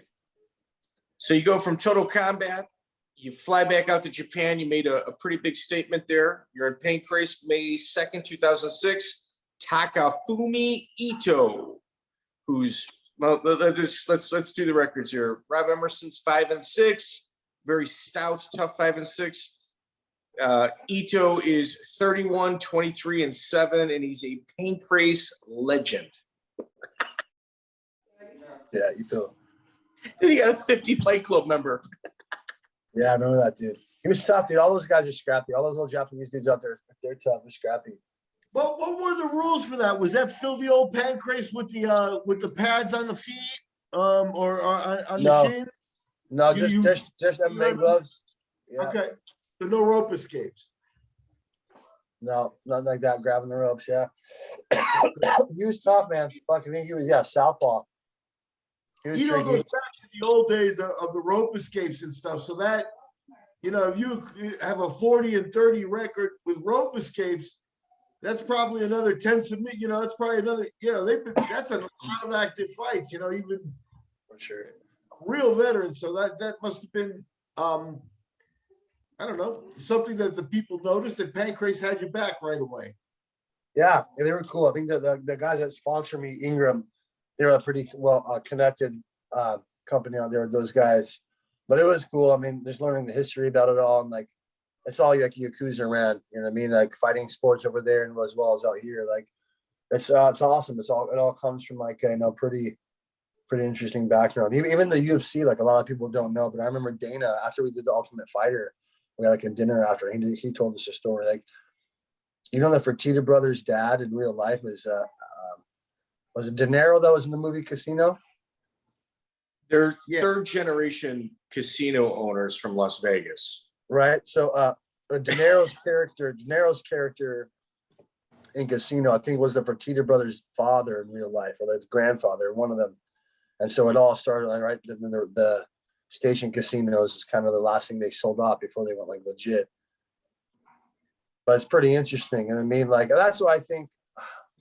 I don't know. I mean, I think where there's gambling and betting involved, I think there's some heavy hitters and some power players involved. And I think, boxing has gotten soiled with that stuff, as far as people like, taking fights. And I don't know, with these YouTube guys. I'm going to be just very honest about this. I enjoy commissions. I really love how they regulate everything and charge everybody at every instance. But I preferred when, the dirty money was involved. You might not have gotten a fair shake, but you always knew what you were getting into, at least prior to it. There's honor amongst thieves, and I preferred that era, to be honest with you. For sure, I absolutely agree. There's where our sports were birthed from, you know what I mean? And now you got these little fucking these commissioners and these like judges that like never even competed before, and then they're fucking, you know what I mean? Like even just giving like my boy Jared this last fight of the weekend, like how is one judge gonna give all 5 rounds to Izzy? Like we clearly won that 3rd round, no matter how you fucking slice that thing. We won the 3rd round. Now we're splitting fucking hairs, but I thought we were on fucking round 3 and 5. You know what I mean? And at least let it reflect. Yeah, you're talking about your Cannoneer. You're gonna grade. If you're gonna grade a postcard, grade it fucking accurate. I mean, your job as a critiquist is fucking crucial. It's important. So there's no margin of error for these fucking knuckleheads to be calling fights, and that's also the problem though with fucking commentating. Because I believe these judges are listening to the show that the commentators are are the narrating, you know, and the commentator affects the narrative. But here I am watching my boy piece up Izzy with a 4-piece combo, and you guys don't fucking say a fucking word. You know, Izzy feints or jabs, is, oh my God, another shot by the champion. And then here comes Jared, ding, ding, ding, literally lands a 4-piece and not a fucking word. Right? This is like the problem with commentating and how it can tell a narrative, and how that narrative affects the judges calling. And people don't stop to think about it, but that is politics. Right? That's politics. And now you don't know if those commentators are getting paid an extra to you know, kind of curve the narrative or what, because if any honest fucking fan or, you know, of the sport, then you're gonna see that, you know. And I've always fucking, I don't know, creates like a recency bias. Well, was there anything that took place backstage between you and Ito? Was there any bad blood or anything? Ito, I don't think so. Not that I know of. Because his teammate requested to fight you August 27, 2006. You're back in Japan against Kenji Arai. Kenji's 10-8-2 from the same gym. It was almost as if it was like a revenge match. Yeah, I remember some shit like that. I remember that got me fucking psyched. I was like, dude, fuck that little twerp. His boys can get it too. Like, yeah, I think they were just kind of, I don't know what it was. I think his fucking boy wanted to be brave. But that's right, because I remember fucking that, and that made it personal to me. And I was like, what? He's asking to fight me? And that lit a special fire under me. Dude. I beat his ass too, I think. Yeah. The Ultimate Fighter Season 5, what were tryouts like? I didn't have tryouts. I didn't have to fucking show up to the tryouts. I got, man, crazy. Driving home from training. Where was I training at the time? Might have been like you Team Oyama? Yeah, I was at Team Oyama, but I think that night I was training OC Muay Thai, and I was driving home from there, and I was on the phone with the Charles Mask from Tap Out, right? And that weird boy, he sponsored me for a long time, coming up through the ranks, and he called me. We're kind of shooting the shit. He's like, "Hey, bro," he's like, "I got someone on the phone for a little while. I'm gonna put you on with." And he's like, "Hey, it's the producer for Ultimate Fighter." They're like, but then you're pretty much a shoe-in, just, you know, introduce yourself, you know, and do the thing. He's like, I got you, player. So put her on the phone, and it was cool, man. I just started. He's like, hey, she's like, you know, I heard so much about you. I guess they said they were recommending me from so many different promoters that they had me like on a good list or whatever. And then she said, I was just kind of making her laugh on the phone. And she said, you know what? She's like, I like you already. She's like, we've already been recommended you by all these other people. They're like, we're just going to fly you out. And as long as you pass medicals, you're on the show. So I literally just got like, I literally walked on. I just flew out there and did the medicals, and was out there with everybody. And yeah, it was, you know, still just a very naive and ignorant stage in my life. You know, I mean, partying and drinking and not taking it seriously and being just good enough to be good in Southern California. But I wish I took it more serious, you know, especially that season of my life, getting on the show and everything. How old were you? I think I was 24 or 25. Getting on the show, I'm 24. Yeah. So when did you have your first legal drink? Because you were straight edge throughout high school. Yeah. I think right out of high school. I think 19, 20, yeah. Because I had that first fight that I fought out, and I remember having a beer in my hand.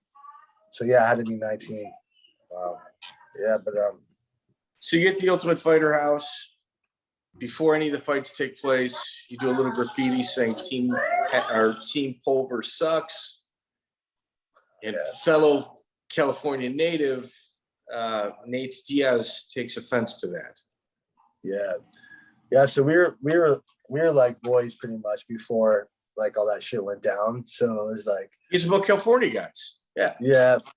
He told me after too. He's like, you know, he kind of blew up. Like, who the fuck wrote that shit? And then he's like, fuck, he didn't know it was me. And then he's like, fuck, I already blew up. I had to fucking back it up. You know, which I totally get for sure. You know, but like for sure wasn't directed like towards him or any of the guys. Like we were literally just fucking bored to death out of our fucking minds. And they told you that you would fucking lose your mind after day 3. Like they take away your phone. any kind of magazine or reading material, and then no TV and no music. And you realize very quickly how much even just like a song on a commercial is like therapy. When they take that stuff away, they're like, yeah, 3 days is what we've seen everyone lose their mind. And we're like, no, we're all fucking happy to be here. This is cool. You mean like 3 weeks? Or no, it's day 3 every single time. As sure as shit, day 3, people started fucking losing their shit, getting fucking bored, like wanting to. And it was crazy. So like withdrawal, do you think? It was just like, it's weird. I don't know. It was a weird, me being incarcerated before that definitely helped me deal with the nerves and all that shit of like. Dude, Brian Garrity said the same thing. He said, if I wasn't in jail, I would have went nuts. He's like, but I enjoyed it there. You know, he did a few months too. Yeah. And yeah, you learn just to keep to your own. And, you know, you when you get uncomfortable, when you get taken out of your comfort zone, you know, that's where growth takes place.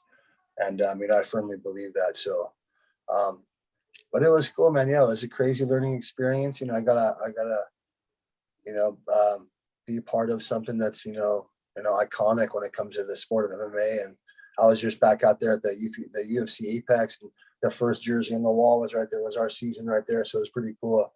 I took a picture with it and stuff. And BJ was actually out there at the fight, so I got to see him. So, man, it's been cool. It's been fun. So Nate Diaz, what was it like living with him? Man, he's the same motherfucker. He's the same dude that he was, you know, then that he is now. Like, yeah, same fucking. It was cool. Yeah, I actually got along with him and Gray, and yeah, more than anybody, him and Gray, and fuck, yeah, it was cool. A lot of guys are on that show for the wrong reasons and kind of fucking bother people, but Nate was a real motherfucker. He was there to compete. You know what I mean? And I know who he was. I watched Nick fight a few times. I watched Nick fight in that King of the Ring tournament up in Fresno. He fought 3 times that night, I think, against Jesse Jackson or something. That Jackson dude was on a previous Ultimate Fighter, I think season 2 or 3. He hopped the wall and left. Is it Jesse Taylor? No, not Jesse Taylor. Jesse Taylor was after him. He was like, Jesse Taylor was season 6 or 7. This Jackson guy. Oh, Jeremy Jackson. It was Jeremy Jackson. Oh, you guys jumped the wall. Yeah. Yeah, he called me. Yeah, he left the wall and then come back. So, but I saw Nick fight him, I think, twice. And so I knew who the Diaz brothers were. I knew Gray was a wrestler, but I thought I was gonna do well. I thought I was gonna make it to the finals. And fuck, dude. Yeah, so that fight. You lose by rear naked choke. Dana White comes into the ring, congratulates you, and says it's quite possibly one of the best fight that the Ultimate Fighter has ever had. Real happy with your performance. Yeah, it was cool. He said the fight could have been on the UFC card that was there in the next weekend or whatever, or that weekend. So that was cool to have, props by Dana or whatever for it. Now, did they back it up with a little cash? Because, like, when you go in there, and what's the contract like? Because I think that you hear rumors. Other guys from other seasons may have confirmed you were getting like $500 a week. You had to stop the guy or win a bonus, or else you were fighting for free. What was your thoughts on that? Yeah, I think it was weekly, like 500, but then there was 5,000 for every fight. So you were just getting $5,000 for the fight to take home. That's good. show up flat fee for the expedition fights or whatever. Yeah, that's better. So yeah, not bad. It was 2 rounds, 5,000. But you know what I mean? Yeah, when we had Stephan Bonner on, in essence, he completes the season, goes back home, and I think it plays out like over the next 3 or 4, 5 months. And he's got to go back to work, even though he's on TV and they're not paying him. You can't fight, but you got to make a living. Yeah, it's like that weird little bridge. Yeah, it's a trip. $5,000 helps, so that's good. By season 5, they had that straightened out at least. That's not bad. Yeah. So, Gabe Rudiger has battles with Fudgy the Whale and misses weight, and you're their first pick to get in. Do you think that was kind of an advantage for you because you're the smaller side of 155, to where some of the bigger guys, you could play weight games with them? Yeah, for sure. I was kind of cruising right there, and I kind of felt that, like, you know, it was an opportunity might come, because I just couldn't fathom the fact that I lost that quick. I thought for sure I was going to win that thing. And even the producers were like, "Come on, Robert, give us that storybook, you know, finish. You know, we've never had someone lose and then come back and win. Like, we want that storybook, you know, narrative. So make it happen." Like, they were pulling for me to win, and man, I knew it. Fucking, I was going to get an opportunity. That's why I was in there cutting the weight. I knew. Fucking. I just knew that what's his name wasn't going to make the weight, Gabe. I knew he didn't want to fight. It wasn't a matter of him, because I think he could have made the weight. It's just, I think he didn't want to fight. I think it was all bark, no bite. And I just knew that. So I had a fucking ski mask on the fucking bike in the fucking sauna, cutting that fucking weight.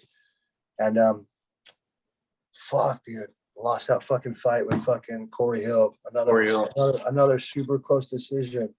But I thought my leg kicks did more damage than like a jab. And like, I mean, Dana said he thought I won too. You know, it wasn't a real eventful fight, but Cory Hill, I mean, how tall is he? 6'4". I'm like 6'4" in that fucking Talking about a 6'4", 155-pounder that knows how to use his body. Yeah. And he doesn't fight like a lot of tall and long guys will fight with their arms on their body. He fought with his arms off his body, and he's a nightmare for anybody. Yeah. With a strong wrestling pedigree. Yeah. That's why, man, a lot of that stuff you couldn't really prep for. It was just so much of it was instinct. You know, so much of it was instinct. And I think that was the one thing Marco kind of highlighted with my training was like, you know, cater to your instinct, right? You know how to fight, you know how to protect yourself, just cater to that. And yeah, I guess I carried a lot of that with me into the show, but yeah. Did you ever train with Frank Shamrock after he left at the Alliance, right after he left Alliance Den? I don't think so, no. I thought you did. What was it like training with Team Oyama? Oh, awesome. Yeah, I was there like 7 or 8 years, you know, all my friends, a lot of good Muay Thai sparring rounds, you know, a lot of guys that come down and visit and hang out. Joe Schilling would stop by, and, you know, Malapet, and a lot of strong kickboxers out there. So it was cool. And I had fun because it was a more striking oriented team. So I had a lot of fun, and it was cool. You know, there wasn't too many gyms and choices back then, especially in Orange County. So yeah, it was a good gym, good team, good memories. You know, I think of one of the unsung heroes that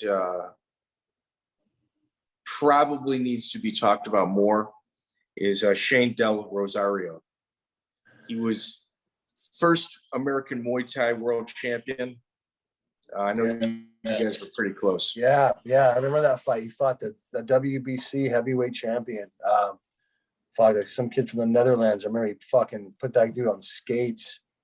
And I remember that night. It was amazing. Yeah.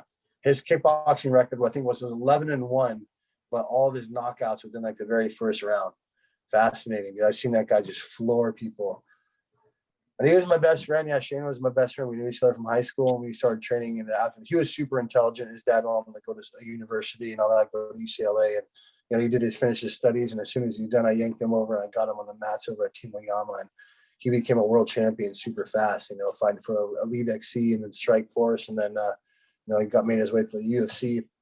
The only losses he ever experienced were actually in the UFC against Pat Barry and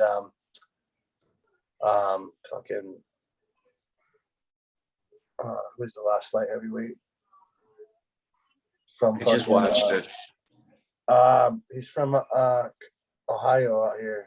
Stipe. Stipe. Dude, I just watched it. He had Stipe in a world of trouble. Like, dude, if you see how he performs in that fight, he could have been a world champion in MMA as well. Shane would have been the current world champion now. Shane was so big and dense with such fat. He was so fast and he hit so hard. He was a good nail too. He was southpaw, and then his bone density to fast twitch muscle tissue. That is a very coveted thing of this sport, especially when we're talking about the high weight classes. man, he kicked harder than anyone I've ever seen. Marco, he would fuck everybody up. I'm telling you, these kickboxing fights that would take him to, he would fucking floor motherfuckers. First round knockouts, huge ass guys. And he was such a lovable guy, man. For sure, he would have been a current world champion. And I think about it all the time, and all of our close friends, of how different life would have been, like how fun that would have been for both of us to be in the UFC. And man, I was just out there at the UFC this last weekend. I was just picturing Shane on the wall out there as one of the champs, like, because Stipe was actually, there's a big image, and I thought about that Stipe fight, just how close this, these victories and losses can make or break us. He was so close to finishing Stipe. Like in that fight, you learn. I know it's just kind of one of those sayings that gets thrown around a lot, but it's true. You learn more from a loss than you do a win. Sure. And that Stipe fight, I think he would have made some cardio adjustments, maybe not stepped on the gas the entire time. He would have won that fight. Yeah, for sure. And he had kind of like a mental complex too, Shane. He always thought he was like the smallest big guy. He knew he was a big guy, but he always had like a small man's complex in this big guy's body. And again, it's just these mental thoughts, these doubts we have of ourselves. As athletes, as fighters, the mind is it's your most powerful tool or your strongest prison. You know what I mean? And that's in these combat sports or in life in general. Yeah, Shane. I watching that Stipe fight. I just watched it last week. I think it's a real bold statement to say, oh, he could have been a world champion. I mean, it's something that people at the bar might throw around, but that's a legitimate thing that could be associated with his name. Yeah. Well, no, for sure. One of the greats, one of the best to ever do it.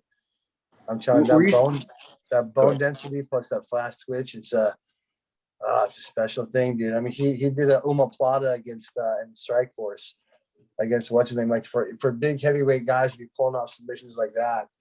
And he's not even a jiu-jitsu guy, he's a kickboxer, but he showed a wide range of variety of skill set. Did his passing surprise you?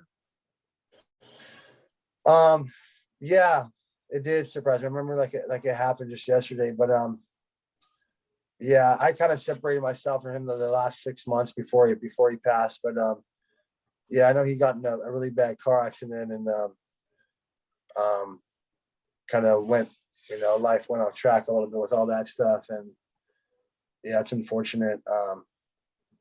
But I also kind of knew I kind of pursued my own goals and path and kind of broke ways and stopped talking to 6 months before then. But it's crazy, man. Yeah.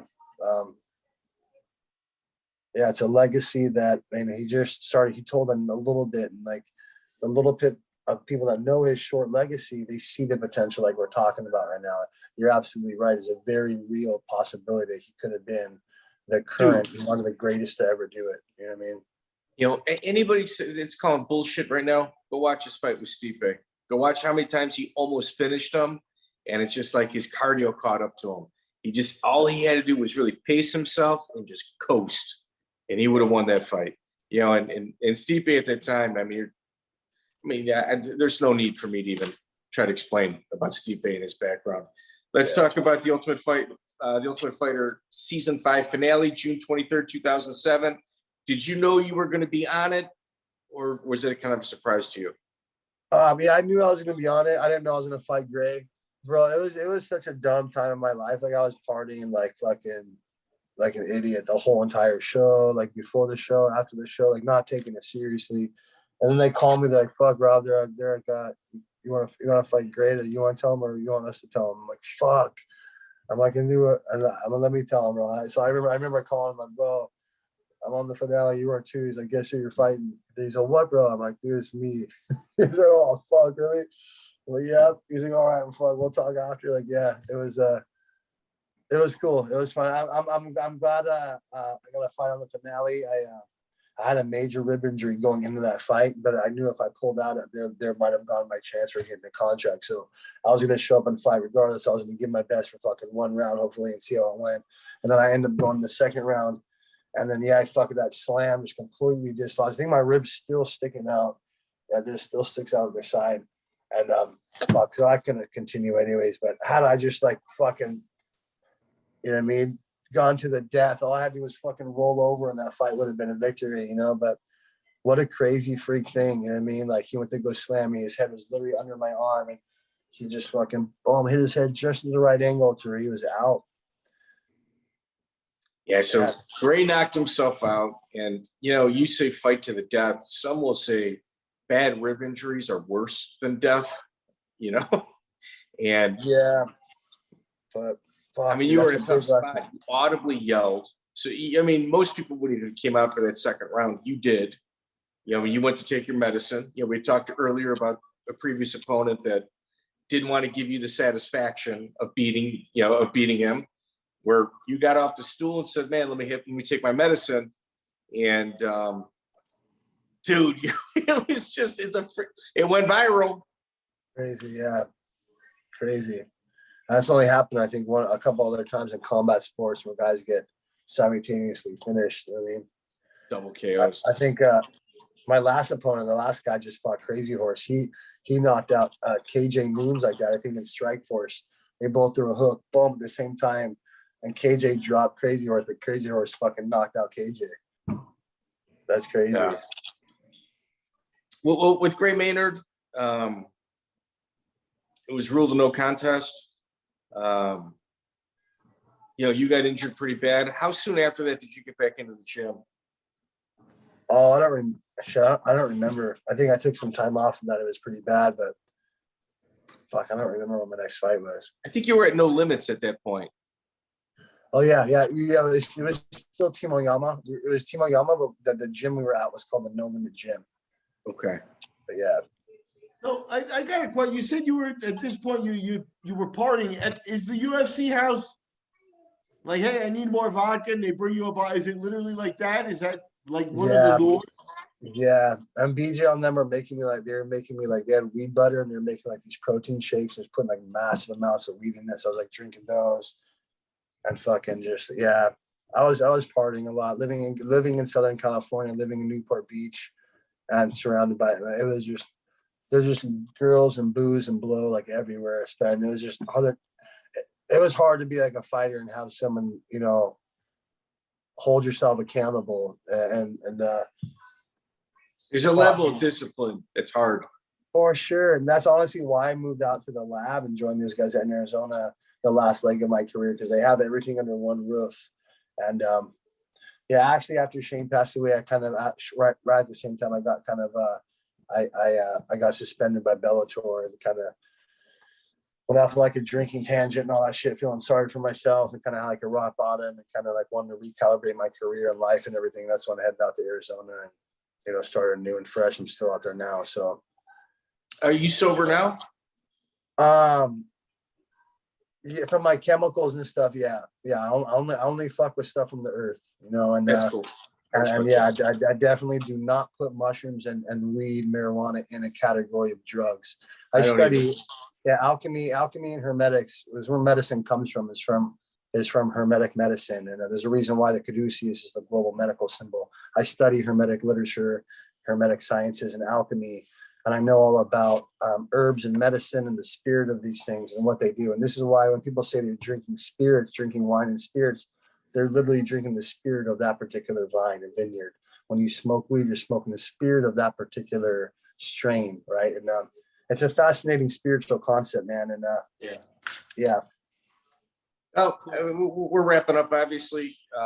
You know, in your career, obviously, it goes much further. At UFC 81, you fight Kita Nakamura. Not a lot of guys that make it to the UFC get to have their hand raised. And based on like everybody that is still listening right now, you see the journey that this guy went through, the difficulty. It's like driving a BMX through mud, and then you come out of it and you get your hand raised against Nakamura. Fuck yeah. How did that feel? They counted me out too. They counted me out that fight. I remember Nate actually called me before that fight and said, "Hey, dude, that Nakamura guy's a beast. He said he was fucking people up at Nate's gym up in you know, Stockton. He had some fucking bangers up there too, you know." And so I said he was fucking about jiu-jitsu wise and boxing wise. Said Katara was tough, but I went out there and I'm like, dude, fuck this guy. And I took it to him. I remember just I believed in my anti-wrestling, and I knew I could out punch this guy. I like pushed him down at one point. He was 6'6", big frame. But yeah, it was cool. It was, I felt right. I felt like deserving, like I deserved to fucking win the UFC, you know? You went in there with the warrior spirit, and they turn around and you're a pretty big underdog. UFC 87, August 9, 2008 against Manny Gamberian. Like, people were vocal about finally this guy's going to get his ass beat. I remember that shit, dude. Yeah. I know, it's crazy. I remember training for that fight, and then I remember walking out to the ring. I remember right before I was walking out, I remember watching his little fucking thing on the TV, how Manny said he was going to come out there and fucking throw on me. I'm going to go out there and fucking throw punches. I'm going to throw the fastest punches you've ever seen. I remember watching literally the TV being, what? Your fucking short little ass is going to throw on me? I'm like, let's go, motherfucker. I remember walking out there like, fuck, let's go. Like, all right, what's up? And I remember him throwing like, holy shit. The game plan changed. Yeah. I remember he wasn't kidding. But dumbest thing he could have done. I was trying to fucking swing at me. I mean, I remember him fucking chasing Jason. I remember just planting through, bang. And I remember it felt like I hit air. It felt like I remember it went right through his chin. I didn't even hit anything. And those are the shots that you know fucking land. I didn't hit anything. But he went down. And I remember I went to go follow up. And the shot that put him out, I remember I was on one knee. And hit that uppercut bomb, and his head slammed. And I remember that last punch I threw. I remember the ref stopping the punch. I remember my intention when I threw that last punch. I was going to fucking try to decapitate that man. I was going to swing so fucking hard. And I remember thinking, oh my God, this is the sickest sport ever. I'm going to I remember just hauling off. I mean, and I never threw a punch with so much fucking violence intentions, and he stopped it. I remember thinking, no, like that was fucking devastating. But they went down in 11 seconds. I knocked that motherfucker out on the 11-second mark. Those guys have a down recorder as 12 seconds. Give me my 1 second. It's 11 seconds. You know what I mean? You get into that top five. Yeah, get into that top five. For sure. Yeah. Dude, your career is absolutely fascinating. And now you're coaching people. You know, you got Cannoneer that just main evented at UFC. That's a pretty big deal, man. Yeah, it's awesome. We got a lot of good guys over at the MMA lab. It's an awesome thing to be a part of. We're like a university over there. You know, we're like an MIT or a Stanford when it comes to mixed martial arts gyms where there's a bunch of knowledge over there under that roof, and we got a lot of professors, and it's really cool. It's a lot of hands-on, and that's awesome, dude. I love it. We're like part of the X-Men, you know, and I tell Coach Crouch all the time, where it's like Professor Xavier's School for the Gifted. Or we're just a bunch of fucking mutant X-Men there every day, you know, sharpening our blades. And I would be doing nothing else in this life. Yeah, he's got a good thing there, man. Robert Crouch, he's got a good thing. Yeah, for sure. Yeah. Yeah, he's been doing that over there for, I think 13 years. They've had the lab, you know, the MMA team for over 10 years. And man, we're going to keep on going. We're peaking over there. So we've already grown out of our building. We got like 3 more years left in the lease, but we're going to buy land and build from the ground up, even bigger than we're at now. And that's cool. You know, talent begets talent. We got a lot of tough guys there. I think more athletes are coming to be attracted to our spot because we have so many good guys. This last fight with Jared hopefully draws even more talent to our spot. So, yeah, Rob, you put your work in, you put the time in. You know, we have this podcast to kind of preserve the memories of the old school mixed martial art days. And, you know, we always put together kind of like a list of people. And, you know, of course you got your big names, everybody knows it, but there's the foundation that builds the house. And you've been on our short list for a while, and we just hadn't reached out to you. And dude, we really appreciate your time, bro. Man, I appreciate you guys. Yeah, thanks for having me. It's been cool just to talk to guys that know about the sport. They're old school fans. And I mean, just to talk about some of the names we brought up today in the shows, it's crazy. It's nostalgic. So, man, yeah, great conversation, guys. Thanks for having me. Appreciate it. For sure, man. I'd like to have you back too at some point. Get further into the UFC, Bellator stuff, and you know, then you did some interesting fights in Poland and England, and you know, just bare knuckle. Yeah, and you fought for Masvidal. Fuck. I was gonna fight again in September, but I think I gotta I tore something on I never had an injury before, but I tore something on my scapula, tore off. I got to go fucking get it operated on. But I'm going to fight again. I'm going to fight fucking a few more years. I no fucking, there's no fucking stopping that I can see in the horizon. I'm going to fucking fight as long as I fucking can. I'm 40 right now. I'm going to fucking fight till I'm fucking, you know what I mean? 50 if I can, you know what I mean? I don't give a fuck. That's I never lost a drop of blood. I've never lost a drop of blood. I'm in there sparring at the lab with all these fucking killers. You know what I mean? That's, you know what I mean? No, you're still in shape. You're taking care of your body. You experience-wise, you got, experience enough for 3 careers. So yeah, a lot of guys say that. It's like, I wish I knew then what I know now, I'm more sharp and intelligent now than I was 10 or 15 years ago. Even through all the fist fights and all the sparring rounds, I fucking swear to God, I'm more intelligent and sharp now than I was. And it's crazy. Knowledge is power. I promise you that. Well, here, there's certain benchmarks to get that knowledge to be, not in order to be considered somebody that's, I'm not going to say journeyman, because that's not the right word, but an experienced fighter. You had to get ripped off by a promoter. You got that in your first fight. You got to take a plane to somebody else's backyard and get ripped off on a decision.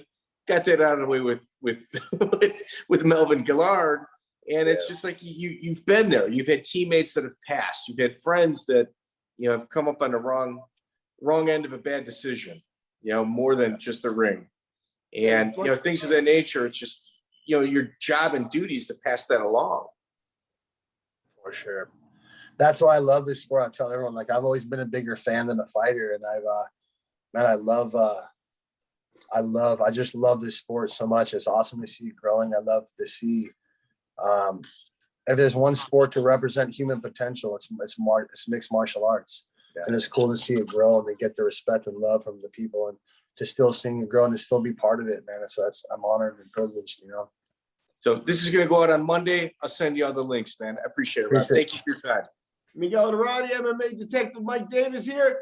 And we are wrapping up another deep dive, West Coast warrior, Rob Emerson. I think he delivered, man. What do you think? Miguel, if you look online, people dump all over the Lords, like the little straight edge gang that he was in.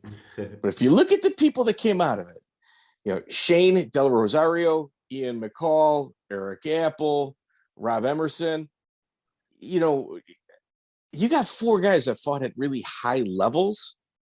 And it's like, there's something to say, maybe if drugs were involved in those kids' lives, I'm not saying that all of their actions were good and virtuous, but, they at least subtracted drugs and alcohol from the equation. They subtracted drugs and alcohol from the equation, and it produced some really high-end talent, that area of California. But Rob was brutally honest. That's one of our better interviews. Yeah, the thing about a guy like that is the way he came up and he took losses in fights that he was never going to get like a big, huge payday or anything like that, because any promoter could hold that against him. Hey, you're 1-4 or whatever. But people who knew about fighting knew that, that he was in the neighborhood already.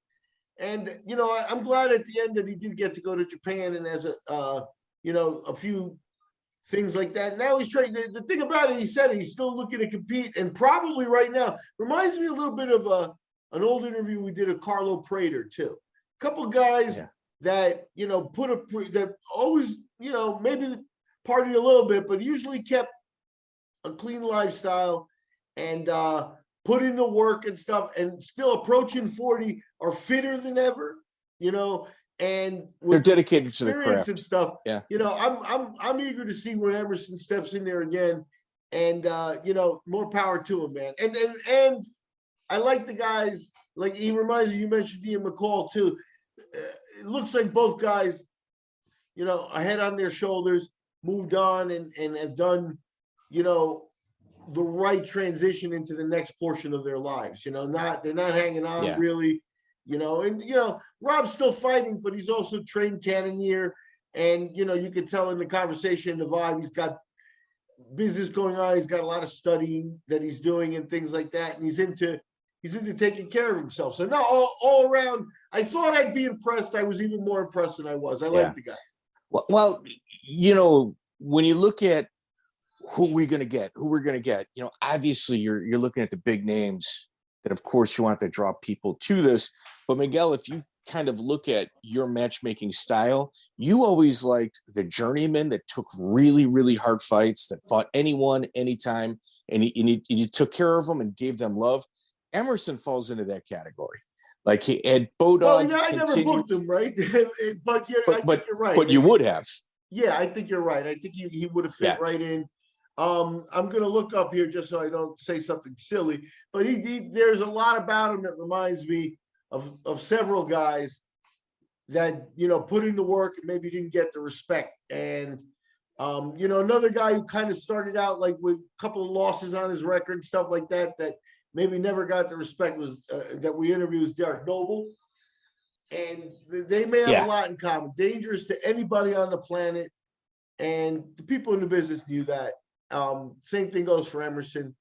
So, you know, Rob deserves to be remembered for his MMA career, hopefully. And he's a great guy. Like, you could tell right away, like, if he's at a party, one, he stands out. I mean, the guy looks every bit of a hoodlum as you can get, but he's incredibly educated. He's bright. He made mistakes. He cares about his family and kids. You could tell that in the interview, you know. But he has a tattoo on his head. Come on, you know. But here in life, everyone's going to make mistakes. Every moment isn't going to be your proudest, and you should really judge a person not on that, but what they've done to correct themselves since then. And you're looking at a guy that's still in the craft, teaching others. He's got a ton of experience, a ton of knowledge, and he's sharing it with people. I mean, isn't that what? If you can change one human being, your job here on this planet is, you know, I'm not going to say complete, but it's a success. And somebody like Rob, you could tell in our interview, he's probably touched quite a few people. He put in a lot of miles in the sport. I think you could tell in the interview, you know, there were a couple of times I think that we took him to remember a few things that he hadn't thought of in a while, you know, and they usually were, you know, with him coming up on the short end of the stick, either on luck or, you know, pay or whatever it is. So more power to him too. And again, like I said, we seem to have moved on, and, you know, we do these interviews kind of expecting like some tragic stories, got bitter dudes and dudes that, you know, maybe haven't gotten their lives together afterwards. And, you know, Emerson's way beyond that. Like you don't have to worry about this kid and, you know, this guy anymore, this man. So that's good. You know, more power to him. Very impressed. Yeah, generally a good guy. Ladies and gentlemen, please like, share, subscribe. We've got Abu Dhabi Jiu-Jitsu Pro coming to the Chicagoland area, July 23rd. You can register on ajptour.com. We've got gi and no gi. Please come out. Top Mount Apparel is one of our sponsors for the event. They've been fantastic. And Miguel, you are booking the Showtime FC event on UFC Fight Pass. Yeah, it's August 12th in Milwaukee. It's an outdoor event at the ball field there. I think it's called Franklin Field. And, you know, kind of psyched to be in the business again. We'll see what we get. You know, it's still a month away, so I'm sure the card will change a little bit. But getting to know some of the new people and, you know, having fun doing it. So excellent. So, ladies and gentlemen, please like, share, subscribe. Vegan Higgler, thank you so much. Mike Crane, we appreciate it. Genghis Conrad, always, you know, nice to see you pop up every once in a while. Sec Pros Inc. Anybody that shares this podcast is helping. We've added up all of our downloads together. We're just over 120 episodes, and we're probably going to break 400,000 downloads by the end of, or 400,000 impressions by the end of the month. So it's greatly appreciated. You know, it kind of makes us feel good seeing those numbers. And thank you so much. Check out the full interview on iTunes, Spotify, and all major podcast platforms.